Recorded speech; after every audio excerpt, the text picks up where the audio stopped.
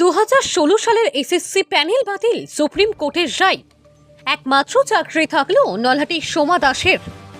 রাজ্যের জন্য আজকের দিনে অত্যন্ত দুঃখের খবর।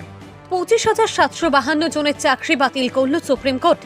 এসএসসি মামলায় পূর্ব নির্ধারিত হাইকোর্টের রায় বহাল রাখল সুপ্রিম কোর্ট।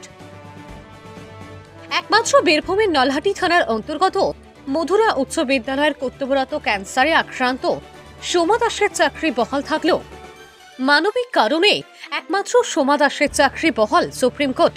শুধুমাত্র এক প্রার্থী সোমা দাসের চাকরি বহাল রাখার নির্দেশ দিয়েছে।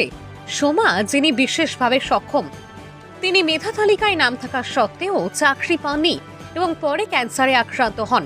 তার ক্ষেত্রে মানবিক বিবেচনায় আদালত বিশেষ অনুমোদন দিয়েছে।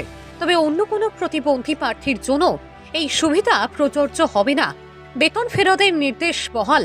হাইকোর্টের রায়ে বেতন ফেরতের যে নির্দেশ ছিল তা সুপ্রিম কোর্টও বহাল রেখেছে।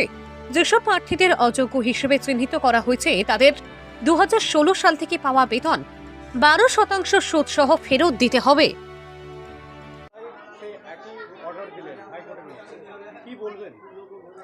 এই রায়টা অত্যন্ত হতাশাজনক। এই রায় আমাদের কখনোই কাম্য ছিল না। আমরা চেয়েছিলাম যে দুর্নীতিগ্রস্ত সাজা পাক, শিক্ষাক্ষেত্র দুর্নীতিমুক্ত হোক এবং এই দুর্নীতির সঙ্গে যারা জড়িত তাদের শাস্তি হোক। এখানে দেখছি নির্দোষরা শাস্তি পেয়ে যাচ্ছে।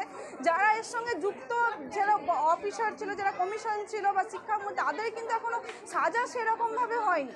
অথচ দেখলাম যে যারা কোনো রকম প্যানেলে দুর্নীতির সঙ্গে যুক্ত নয়, অনেকে নিম্ন মধ্যবিত্ত পরিবার থেকে এসেছে, যারা সঠিকভাবেই চাকরি পেয়েছিল, আজ তারা কিন্তু অত্যন্ত বিপদের মধ্যে পেল। তাদের আজ জীবনের যে কি হবে তার পরিস্থিতি কিন্তু ভেবে তাদের কিন্তু কোনো ঠাঁই হচ্ছে না, যেটা সত্যি আমার কাছেও খুব অত্যন্ত হতাশাজনক।